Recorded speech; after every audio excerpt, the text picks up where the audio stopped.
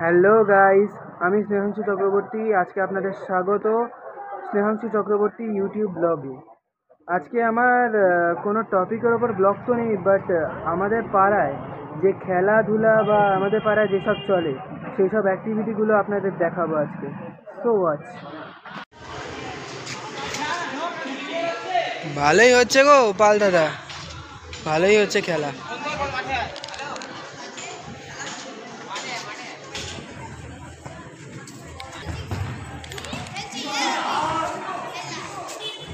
তো দেখছেন গাইস, কি সুন্দর খেলা চলছে আমাদের পাড়াতে। একদিন পড়েও গেল। এ রিয়া, জিয়ান, হ্যালো তো বল।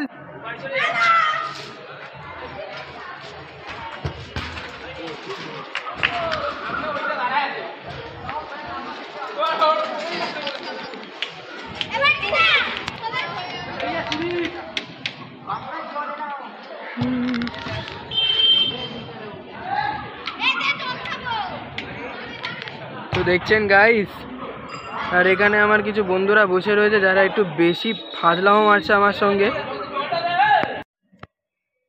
এই দেখুন গাইস, আমাদের এখানে এরিয়াতে টুনি লাইট লাগানো হয়েছে। আর আর এই বেসিক্যালি এটা আমাদের পুজোর জন্য।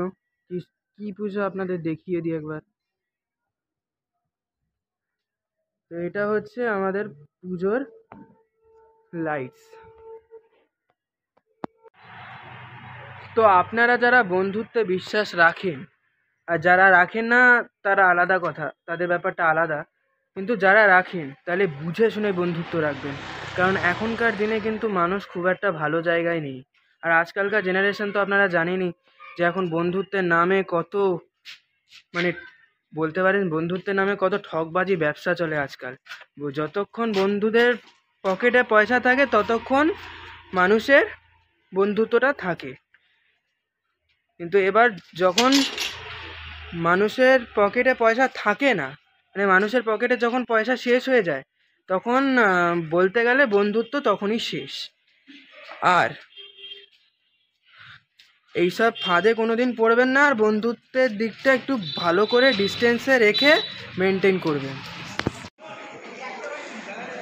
তো দেখুন গাইজ, এখানে সুন্দর সুন্দর বাচ্চাদের খেলা চলছে। আগে বড়দের খেলা চলছিল এখানে, এখন বাচ্চাদের খেলা চলছে।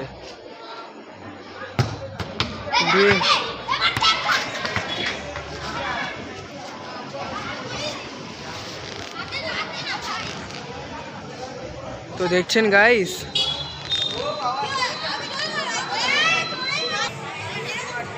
রিও এটা ভালো গোল চাই বস।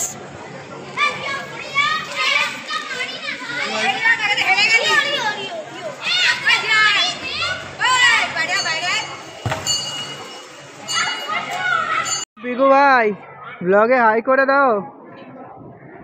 কি রে, আজকে খেলতে এলি না কেন? হ্যাঁ, ও খেলতে এখানে থাকিস না তুই? ও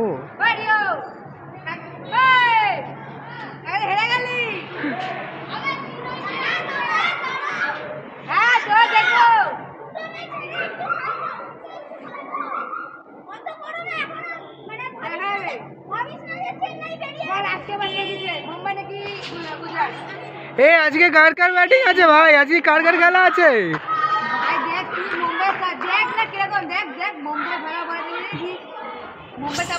হ্যাঁ, আরে অবশ্যই জিতবে। হাই ফাই কর, চল।